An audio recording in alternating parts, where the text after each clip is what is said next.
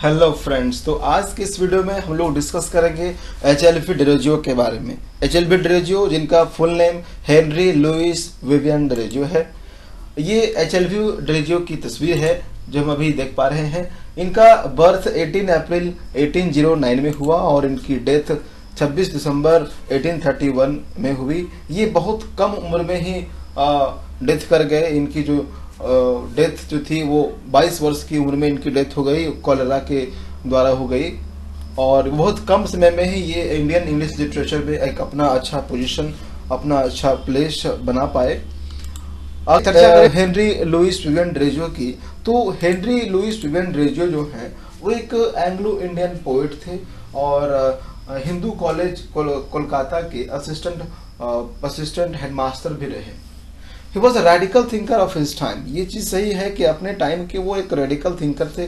समाज को सुधारने में उनका एक बहुत अच्छा प्रयास हो रहा था, लेकिन इन्हें उनका मिसफॉर्चून था कि वो अधिक लंबे समय तक नहीं रह पाए।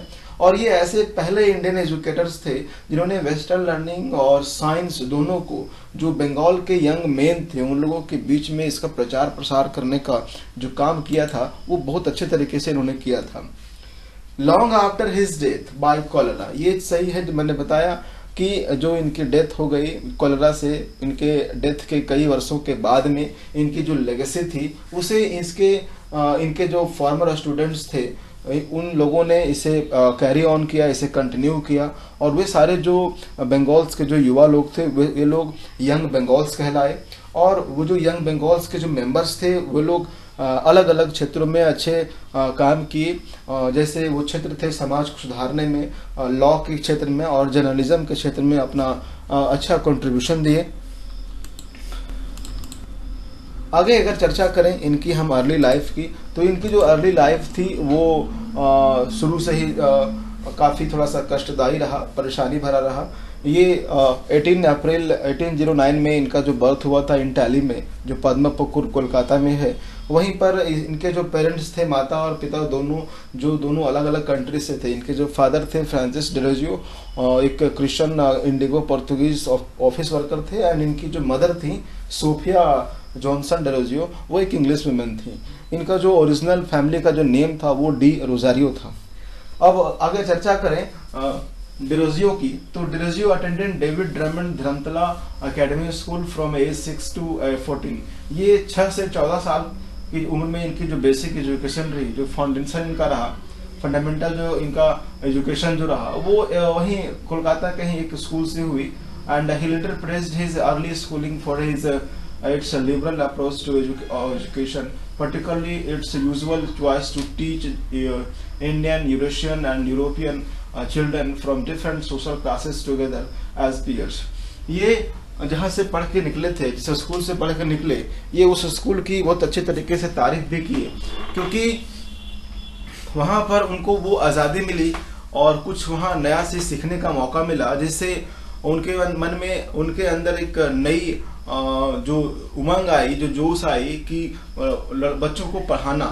यूरोपियन कंट्री, यूरेशियन कंट्री और इंडियन के जो बच्चे थे उनको पढ़ाने का जो इनका एक शौक जो था वो वहीं से जाग उठा था, वहीं से बन पाया था। आगे हम चर्चा करते हैं डेरोजियो की लेटर लाइफ की, तो Derozio later religious scepticism is sometimes attributed to David Drummond who was known as a free thinker। उनसे ये थोड़ा सा उनके से कंपेयर किया जाता है फ्री थिंकर के रूप में, कि जैसे वो थे डेविड ड्रमंड थे वैसे ही ये भी एक फ्री थिंकर के रूप में उभर कर सामने आए। Derozio was a successful students. ये काफ़ी सक्सेसफुल स्टूडेंट रहे थे, कम उम्र में ही इनकी हालांकि डेथ हो गई, लेकिन ये काफ़ी सक्सेसफुल स्टूडेंट रहे। बंगाल में ही देखने को मिला कि India gazette and Calcutta journal at the time mentioned Derozio's academic excellence. वहीं पर ये दोनों चीजें देखने को मिली। And successful performance in students plays. While a student, he read the poetry of his contemporaries। जब ये स्टूडेंट लाइफ में जी रहे थे उसी समय ये जो अपने कंटेम्प्रेरीज राइटर्स थे, जो पोइट्स थे, John Keats and PB Shelley and Lord Byron, उनकी जो पोइम्स होते थे, पोइट्री होती थी, उनकी ये पोइम्स पोइट्री को बड़े अच्छे तरीके से ये पढ़ते थे।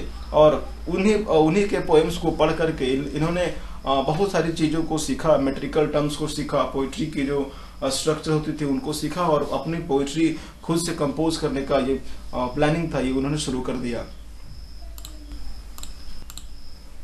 आगे हम चर्चा करते हैं at the age 14 Derozio left school to work. ये बहुत कम उम्र में ही अपने स्कूल को छोड़ दिए क्योंकि इनको काम करने का जो बर्डन था वो आ गया था, क्योंकि इनकी जो माँ थी, इनकी माँ मात्र 6 साल की उम्र में जब ये थे उसी समय इनकी माँ का डेथ हो गया था, इसलिए इनको बाहर भी कुछ वर्क करना पड़ा। सबसे पहले ये अपने फादर की ऑफिस जो कोलकाता में थी वो पहले उसको ज्वाइन किए और उसके बाद अपने अंकल की जो इंडिगो की फैक्ट्री थी भागलपुर में वहाँ ये शिफ्ट कर गए। Inspired by the scenic beauty of the banks of the river Ganga, he started writing poetry, which he submitted to the India Gazette. ये बहुत बड़ी इंसिडेंट हुआ, बहुत ही बड़ा उनके लाइफ का एक एपिसोड कहा जा सकता है, टर्न कहा जा सकता है, क्योंकि जब वो गंगा नदी के जो तट थे, जो बैंक्स थे, उनकी जो सीनिक ब्यूटी थी, काफ़ी ब्यूटीफुल जो सीन्स था, उससे काफ़ी इंस्पायर हुए और उन्होंने वहीं से अपना पोइट्री लिखना शुरू कर दिया और उनकी जो पोइट्री थी, जो वही पोइट्री हुई, वो इंडिया गजट में ही पब्लिश हुई सबसे पहले। His poetic career began to flourish with poems published in multiple newspaper and periodicals in 1825। 1825 की ही एज में, उसी समय का जो समय था कि इनकी जो पोएम्स होते थे वो अलग अलग न्यूज़पेपर में और अलग अलग periodicals में इनकी जो पोएम्स थे वो पब्लिश होना शुरू हो गई थी। आगे बात करें 1829 में 27 में। So when Derozio was 18, the editor John Grant took notice of his poetry, offering to publish a book of his work।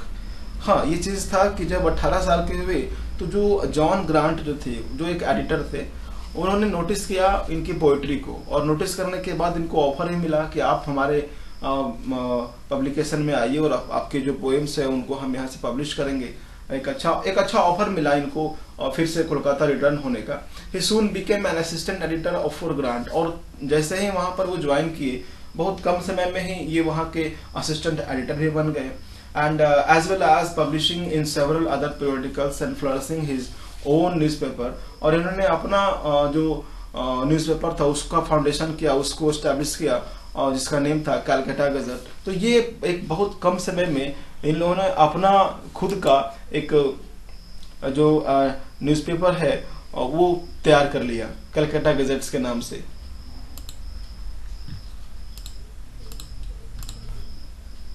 आगे डिस्कस करते हैं हिंदू कॉलेज में इन्होंने क्या किया और किस तरीके से इनका आगे का जो करियर था वो आगे बढ़ा।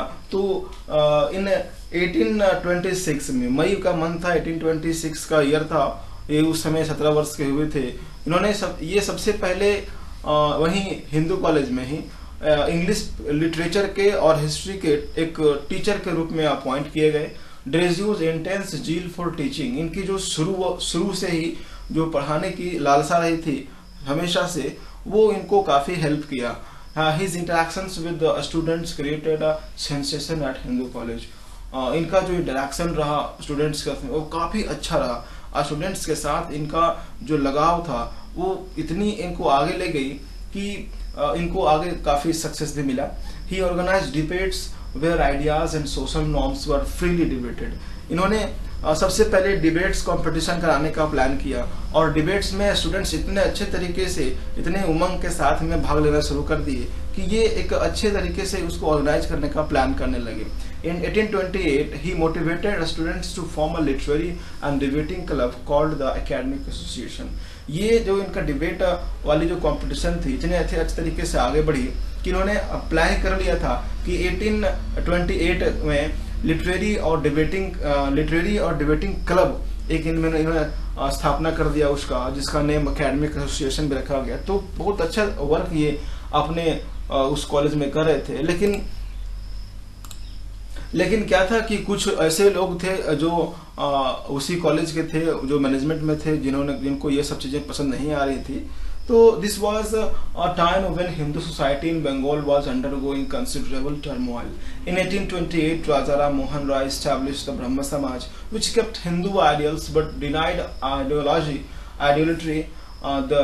This resulted in a backlash within Orthodox Hindu society. Derozio helped discuss the ideas for several for social change and already in the air. Despite his youth, he was considered a great scholar and a thinker. इन सभी चीज़ों के बावजूद बहुत सारे तरीके से उनको कुछ उनका क्रिटिसाइज भी किया गया, लेकिन इसके बावजूद भी वो एक बहुत बड़े स्कॉलर हुए, एक बहुत बड़े थिंकर के रूप में वो अपने आप को ग्रो कर रहे थे.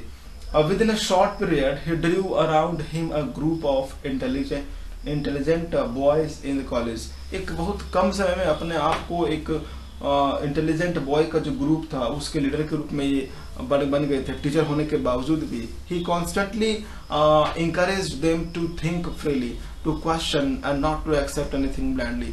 ये इनका जो मेन पर्पस था कि जो ग्रुप बना हुआ था एकेडमिक एसोसिएशन के जो स्टूडेंट्स थे, जो ग्रुप में थे, उन लोगों को हमेशा मोटिवेट करते थे, हमेशा इंकरेज करते थे और उन्हें ये ऐसा कहते थे कि आप फ्री हैं, आप हमेशा फ्रीली सोच सकते हैं, किसी भी तरह का क्वेश्चन किसी मामले में आप कर सकते हैं, किसी भी चीज़ को एकदम ब्लाइंडली आप उसको एक्सेप्ट नहीं कर सकते. तो इन सब चीज़ों का जो नया ज्ञान ये अपने स्टूडेंट्स के बीच में जो डिस्ट्रीब्यूट कर रहे थे, जो बांट रहे थे, ये कुछ लोगों को नहीं रास आया. और बाद में फिर क्या हुआ कि इनकी जो टीचिंग थी वो इंस्पायर्ड हुई the development of the spirit of liberty, equality and freedom. ये जो चीज़ थी, इनकी जो टीचिंग थी, ये लिबर्टी को, इक्वालिटी को एंड फ्रीडम को, ये पूरी तरीके से इसको डेवलप करने का काम किए. They also tried to remove social levels, improve the condition of women and peasants, and promote liberty through freedom of the press, trial by jury. इनके माध्यम से लोगों के अंदर में जो सोसाइटी में रहते थे उनके बीच में जो सोशल लेवल्स था उसको इम्प्रूव करने का प्लान किए. जो महिलाओं के कंडीशंस थी, जो पीजेंट्स के कंडीशंस थी, उन सबको चेंज करने का, उसमें सुधार लाने का प्रयास इन्होंने किया और लोगों के अंदर जो फ्रीडम था उसको बढ़ाने का प्रयास किया. And show on his activities brought about the intellectual revolution in Bengal. इनकी जो ये बहुत सारी एक्टिविटीज हो रही थी इनके माध्यम से, ऐसा लग रहा था कि जैसे बंगाल में एक रेवोल्यूशन आने वाला है. It was called the young Bengal's movement, और उसी मूवमेंट को जो बंगाल में हुई यंग बंगाल मूवमेंट के नाम से जाना गया. और उनके जो स्टूडेंट्स थे ऑल्सो नोन एज डेरोजियंस, और उनके स्टूडेंट्स को डेरोजियंस के नाम से जाना गया. Due to backlash from conservative parents who disliked his wide-ranging and open discussion of religious issues, Derozier was dismissed from his post in April 31, shortly before his death. ये जो इनका जो प्लान था, जिस तरीके से ये आगे काम कर रहे थे, बहुत सारे ऐसे पेरेंट्स जो थे, अच्छे क्लास से थे, एलिट क्लास से थे, उन लोगों को ये पसंद नहीं आई और उन्होंने कंप्लेन किया कॉलेज के मैनेजमेंट के साथ. और कॉलेज के मैनेजमेंट को फाइनली उनको अपने कॉलेज से हटाना पड़ा 1831 में. और उसी 1831 में ही कुछ महीने के बाद ही इनकी डेथ हो जाती है. अब आइए देखते हैं 1838 में, यानी इनकी डेथ के कुछ समय बाद क्या होती है. जो मेंबर्स थे यंग बंगाल के, वो एक मूवमेंट इस्टेब्लिश किए, एक सेकेंड सोसाइटी का नेम दिया गया और उसका नेम दिया गया एक्विजिशन ऑफ जनरल नॉलेज. एक नई सोसाइटी का इन लोगों ने गठन कर दिया. Its main objective was to acquire and disseminate knowledge about the condition of the country. ये जो मिशन, ये जो एसोसिएशन था एक्विजिशन ऑफ जनरल नॉलेज की, जो सेकेंड सोसाइटी बनी हुई थी, इसका मेन पर्पस था कि जो पूरे ऑल ओवर कंट्री में जो लोगों की कंडीशन है उनके बीच में ज्ञान का प्रचार प्रसार किया जाए, उनके बीच में नए नए जो ज्ञान है, नई जो आज़ादी की बात या फिर ज्ञान की बात को जो था उन लोगों के बीच में फैलाने की प्रयास करने लगे. अब देखते हैं इनकी जो डेथ हुई वो बहुत ही दुखदाई रही. डेजो की जो डेथ है वो कॉलेरा से हुई थी जब वो मात्र 22 वर्ष की थे और 26 दिसंबर 1831 को ये कलकत्ता में ये डेथ कर गए. इनकी जो बॉडी थी वो साउथ पार्क स्टील सिमेंट्री में वहीं पर बरीड किया गया. अब डेरोजियर जो थे वो generally considered as Anglo Indian, उनको हमेशा शुरू से एंग्लो इंडियन के रूप में जाना जाता था, बीइंग ऑफ मिक्स्ड पोर्तुगीज. क्योंकि इसमें था क्या कि इनके माँ जो थे वो एक अलग इंग्लिश वुमेन थी और जो फादर थे वो पोर्तुगीज थे, इंडियन. तो ये हमेशा से अपने आप को इंडियन ही माने, ठीक है, अपने आप कभी एंग्लो इंडियन अपने आप को नहीं माने. He was known during his lifetime as the first national poet of modern India. ये अब शुरू से ही अपने आप को तो इंडियन मानते ही थे और ये फर्स्ट नेशनल पोएट भी कहलाए मॉडर्न इंडिया के। And the history of Anglo Indian poetry typically begins with him. और जो एंग्लो इंडियन पोइट्री की जो हिस्ट्री थी वो शायद इन्हीं से ही शुरू हुई। His poems are regarded as an important landmark in the history of patriotic poetry in India, especially अगर बात करें तो to India my native land और एक और थी द फकीर ऑफ जंगीरा। ये दोनों मुख्य रूप से इनका जो पोइट्री था ये बड़ा ही पैट्रियोटिक पोइट्री था इंडिया में उस टाइम में। His poems were influenced by romantic poetry, especially those poets like Lord Byron and Robert Southey. ये जो इन्होंने पोएम्स लिखे थे to India my native land and the फकीर ऑफ जंगीरा, ये दोनों के दोनों जो पोएम्स थे ये रोमांटिक पोइट्री का जो समय था, रोमांटिक जो पोएट्स थे लॉर्ड बायरन और रॉबर्ट साउदी, उनसे काफी ज्यादा ये इन्फ्लुएंस थे। अब इनके पब्लिकेशन के बारे में चर्चा करें। जो इन्होंने अपने राइटिंग्स में लिखा है कुछ वर्क जो काफी फेमस हुआ इंडियन इंग्लिश लिटरेचर में, तो सबसे पहला जो इनका पब्लिकेशन था पोएम्स के कलेक्शन के रूप में, वो उसका नेम था पोएम्स, जो 1827 में पब्लिश हुआ। The harp of India, song of the Hindustani minister, the फकीर of Jungheera, a metrical tale and other poems, जो 1828 में पब्लिश हुआ। And to India my native land and the poetical works of Henry Louis Vivian Derozio, जो 1907 में publish हुई। To the pupils of the Hindu college, ये भी publish हुई। तो इस तरीके के जो फेमस वर्क्स थे इनके, ये काफ़ी फेमस हुए और इसके माध्यम से इनका जो नेम था वो इंडियन इंग्लिश लिटरेचर में एक अच्छा स्थान प्राप्त कर सका। दोस्तों अगर वीडियो आपको अच्छी लगी हो तो आप इस वीडियो को लाइक करें, शेयर करें, सब्सक्राइब करें अपने दोस्तों के बीच में। Thank you.